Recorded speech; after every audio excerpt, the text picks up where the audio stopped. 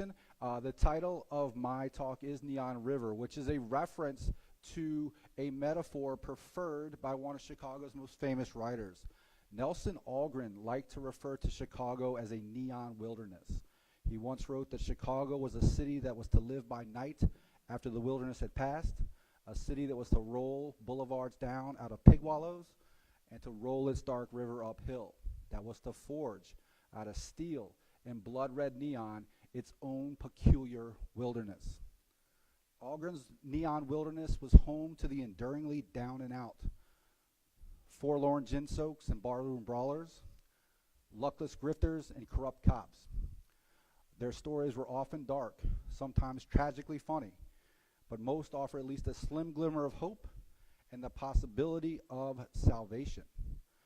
The river that bifurcates this neon river is similar in, this neon wilderness is similar in many respects. The Chicago River, a neon river, is a downtrodden ecosystem defiled and reconfigured by human beings for almost 2 centuries. And yet, like a Nelson Algren character, there remains the possibility of conditional redemption. That redemption began at the turn of the 20th century. Chicago was incorporated in 1833 as a village of a few hundred people, but by 1900, it is the fastest growing city in the entire world. That explosion is driven by industrialization, which in turn nearly destroyed the Chicago River. Throughout the 19th century, Chicagoans dumped industrial waste, meatpacking byproducts, and raw human sewage into the Chicago River. That's problematic for a lot of reasons. The main reason, at least, is that the Chicago River flowed eastward into Lake Michigan, which was then and remains Chicago's source of drinking water. So essentially, Chicago spent the 19th century attempting to poison themselves, and disease followed very quickly. Throughout the second half of the 19th century, there's epidemic diseases, including cholera outbreaks throughout that time period. So in the 1890s, unwilling or unable to eradicate the root cause of that actual problem, the pollution, city leaders proposed an audacious solution to their self-inflicted problem. They decided, in the words of Nelson Algren, to roll their dark river uphill.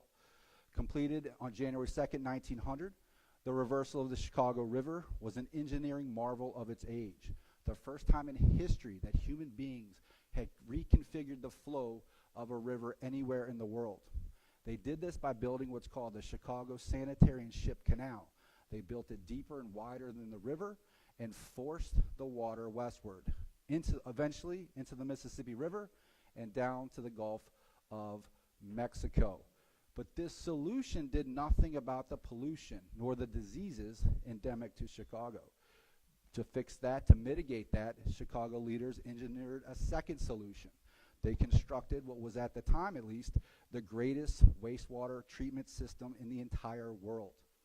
In 1955, the American Society of Civil Engineers called Chicago's wastewater treatment system one of the 7 wonders of American engineering, on par with the Golden Gate Bridge and the Empire State Building. The treatment facilities within this system cleansed waste with chlorine and discharged water that they bragged was clean enough to bathe in. For human beings, perhaps, but not for most species of indigenous fish. By the middle of the 20th century, only 10 species of fish survived in the bleached waters of the Chicago River. Most of those, or several of those at least, were non-native invasive varieties. Enter the most powerful politician in the history of Chicago. Mayor Richard J. Daley ruled Chicago from 1953 until his untimely death in the end of 1976. And he had a soft spot for Chicago's Neon River. He was focused, however, on continuing Chicago's reputation as the city that works. And so while other Rust Belt towns like Cleveland and Detroit declined and decayed during the 1960s, Chicago, under Daley, saw unprecedented growth, requiring untold amounts of steel, concrete, and tarmac. Under Daley's watch, Chicago built the Sears Tower, for a long time the tallest building in the world. He oversaw the massive expansion of O'Hare Airport, the longtime busiest airport in the world. And he helped construct what I can personally attest is one of the most infuriating highway systems in the entire country. And so Chicago grew throughout the 1960s. Daley is probably best remembered nationally for his autocratic actions and his inflammatory remarks amidst 1968 civil unrest. Following the assassination of Dr. Martin Luther King Jr., Daley infamously told his police force to shoot to kill any arsonist and shoot to maim or cripple anyone looting from any stores in the city. Daley was also an avid fisherman with a soft spot for that neon river. He was a devout Catholic, and he told people that the deck of a fishing boat was the closest place on earth you could be to God. He liked to get up early before heading to the city hall that now bears his name and fish for non-native sport fish along the banks of Lake Michigan.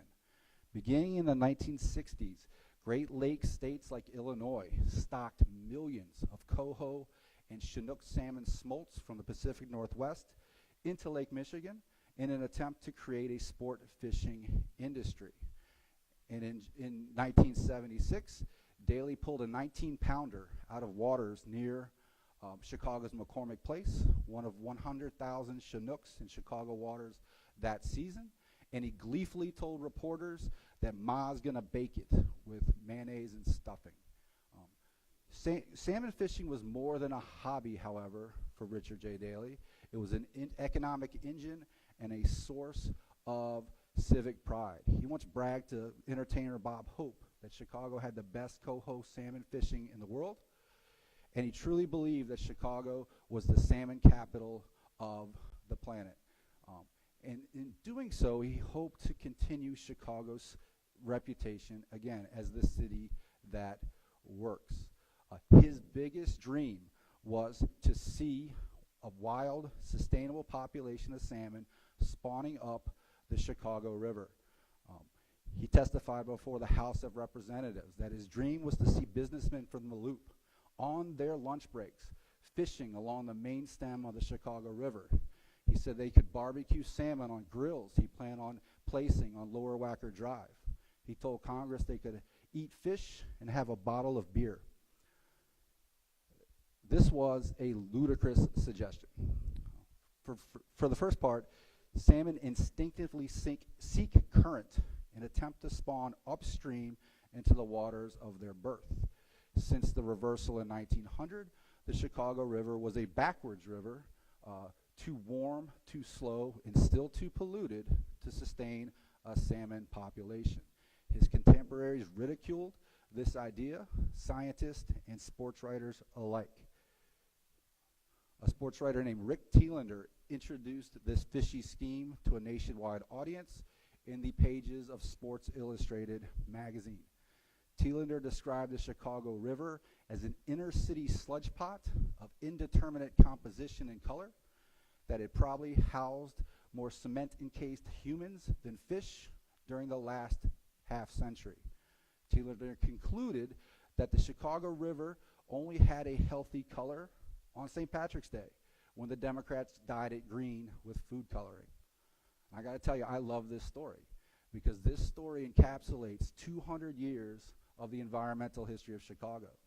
Thielander is well aware of the first 150 years, the degradation and the near destruction of the river. Mayor Daley is hopeful. He's almost childlike in his dream of a salmon utopia in downtown Chicago. But he does anticipate the next 50 years of redemptive history in Chicago. In 1972, Congress passed one of the most strident environmental laws of all time, the Clean Water Act, which required municipalities like Chicago to clean up and depollute their rivers. It took a while, but by 1982, among many other things, Chicago stopped using chlorine to cleanse the effluent bound for the Chicago River. And then something very remarkable happens. The fish return. So while there's still no spawning salmon, today 58 different species of fish swim in the Chicago River watershed. And urban anglers pull healthy walleye, northern pike, and smallmouth bass out of the river in the shadow of skyscrapers. So as I conclude, I want to point out that this ecological health led to the return of many other animals. And by the 21st century, river otters frolicked underneath elevated train bridges. For a while, beavers built dams behind merchandise mart. White-tailed deer, red foxes, coyotes traversed the city along the river's banks. My favorite story, in 2008, a full-grown cougar migrated into the Roscoe Village neighborhood on the north side of Chicago, most likely by following parts of the Neon River. This past summer, in my neighborhood, and for the first time in anybody's memory that I talked to, 2 different bald eagles nested along the north branch of the river. So as I conclude, I'm hopeful that this trend will continue, but I'm well aware, and we should all be well aware, of the environmental history of this river. Yes, human beings made very selfish decisions and nearly destroyed the Chicago River in the 19th and 20th century. We should never forget that. But we should also remember that human beings are the only species that makes conscious decisions to improve the ecological health of their own environments. And as we look to the future, as we look and imagine the next 200 years of Chicago history, I am hopeful that we continue to make space for all species, including but no longer limited to human beings.